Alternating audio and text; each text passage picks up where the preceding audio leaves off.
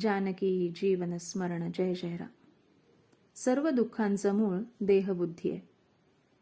परमार्थाचा विषय तसा खरोखरच कठीण आहे आणि सर्वांना नडणारा आहे.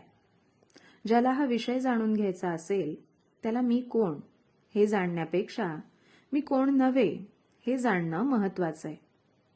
एखाद्या पाऊल वाटेने जात असताना ती वाट चुकलो आणि आपण भलत्या मार्गाला लागलो तर त्यापुढला सर्व व्यवहार चुकत जाणार.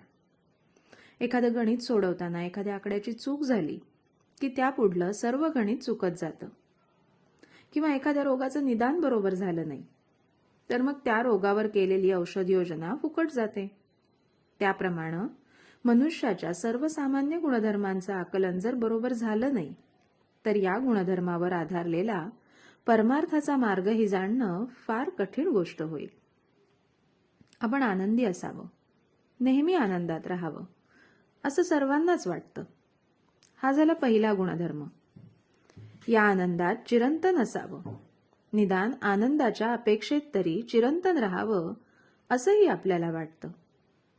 खरं म्हणजे मरण कुणालाच आवडत नाही. जगण्याची हाव किंवा चिरंतन राहण्याची आवड आपल्याला सर्वांनाच असते. परमेश्वर आनंदरूप आहे, तो चिरंतन आहे. आपल्या ठिकाणी तो अंशरूपाने असल्यानं आपल्यालाही तसं राहणं साहजिकच आवडतं. पण आपली मुळात वाट चुकली आणि म्हणून त्यापुढले सर्व व्यवहारही चुकत गेले.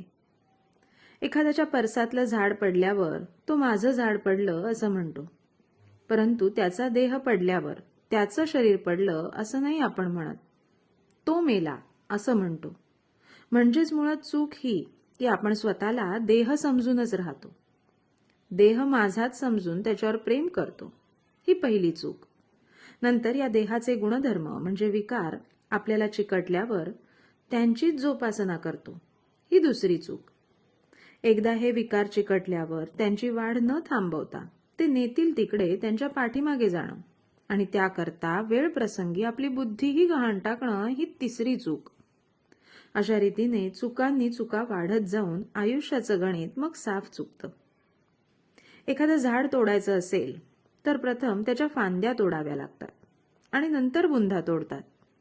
तसं नीतिधर्माने वागणं म्हणजे देहाला लागलेल्या विकाराच्या फांद्या तोडण्याप्रमाणेच आहे. दुसरी योजना म्हणजे सगुण भक्तीची. सगुण भक्ती करताना माणूस क्षणभर का होईना स्वतःला विसरतो आणि मी तुझा आहे असं म्हणतो. या भगवंताचा सतत सहवास जर कशाने लाभत असेल तर त्याच्या नामानेच. या नामाच्या सहवासात राहिल्यानं देहावरचं प्रेम आपोआप नष्ट होईल आणि मग देहाने मांडलेल्या प्रपंचावरचंही प्रेम कमी होईल. पुढे त्याला सर्वत्र परमेश्वरच दिसेल. तेव्हा आत्तापासून मी राहीन तर नामातच राहीन असा निश्चय करा. मला खात्री आहे राम तुमच्यावर कृपा करील.